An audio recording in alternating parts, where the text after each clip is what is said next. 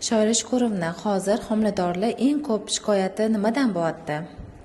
Hozirgi davrda ko'pchilik homiladorlar ko'p bosh og'rishidan, bola ko'p qimirlashdan shikoyat qilishadi. O'zlarida havo yetmay hansirashi, oxirgi paytlarda ko'p yotoq tortishi, dangasa bo'lib qolishlari, keyin ko'pincha asabiy bo'lib qolishlaridan shikoyat qilishadi. Bularning hammasini tagida qonni quyuqligi yotadi. O'sha uchun hamma homiladorlar qonni quyuq suyuqligini tekshirish kerak. Tabiatan o'zi tabiiy suyultirishni ham bilishimiz kerak, ko'proq suyuqlik ichishimiz kerak. Nimalar ko'proq suyultiradi?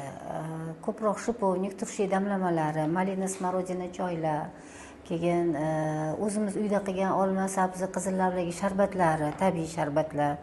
Keyin tez kam ovqat yeyish, bitta yeb bo'kib qolmasligimiz kerakda, tez kam ovqat yeb yurishimiz kerak.